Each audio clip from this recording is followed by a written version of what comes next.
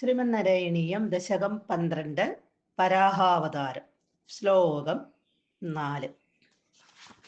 ഗജാനന പത്മാർക്കം ഗജാനനമഹർനിശം അനേകദം തം ഭക്താനാം ഏകദന്തമുപാസ്മഹേ. സരസ്വതി നമസ്തുഭ്യം വരദേ ജ്ഞാനരൂപിണി വിദ്യാരംഭം കരിഷ്യാമി സിദ്ധിർഭവതു മേ സദാ.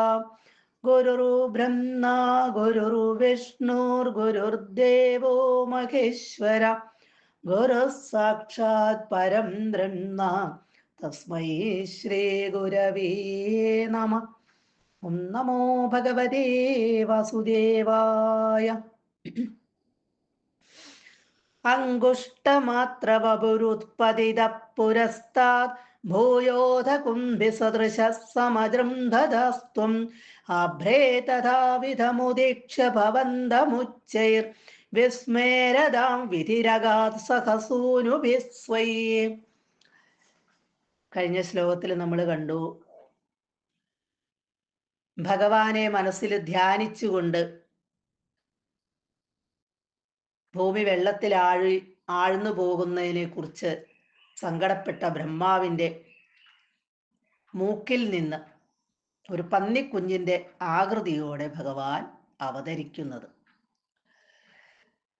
ഇനി ത്വം നിന്തിരുവടി പുരസ്താത്, ആദ്യം അങ്കുഷ്ടമാത്ര വപു, ഒരു പെരുവിരലിന്റെ വപു വലിപ്പത്തിൽ ശരീരമെടുത്ത് ഉത്പതിത പുറത്തുചാടി.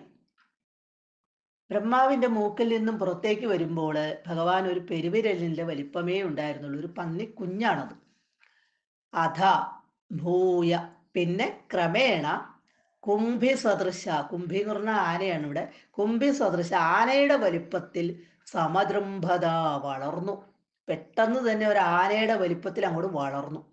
വിധി ബ്രഹ്മാവ് അഭ്രേ ആകാശത്തിൽ തഥാവിധം അപ്രകാരം ഉച്ചൈ വളരെ ഉച്ചത്തിൽ വളരെ ഉയരത്തില് ഭവന്തം ഉദീക്ഷ്യ നിന്തിരുവടിയെ ഉദീക്ഷ്യ കണ്ടിട്ട്. ബ്രഹ്മാവ് നോക്കിയപ്പോൾ വളരെ വലിപ്പത്തിൽ നിൽക്കുന്നു ഭഗവാൻ. സ്വൈ തൻ്റെ സൂനുഭി സഹ പുത്രന്മാരോടൊപ്പം, മരീചി തുടങ്ങിയിട്ടുള്ള പുത്രന്മാരോടൊപ്പം വിസ്മേരതാം അഗാത്, വിസ്മയത്തെ പ്രാപിച്ചു, അഗാത് പ്രാപിച്ചു. അതായത് മൂക്കിൽ നിന്നും ചെറിയ ഒരു പന്നിക്കുഞ്ഞിൻ മൂക്കിൽ നിന്നും ഇങ്ങോട്ട് പുറത്തേക്ക് ചാടി. ബ്രഹ്മാവിന് ആദ്യം മനസ്സിലായില്ല ഇത് എന്താണ്, ഭഗവാന്റെ അവതാരമാണെന്ന് പെട്ടെന്ന് മനസ്സിലായില്ല.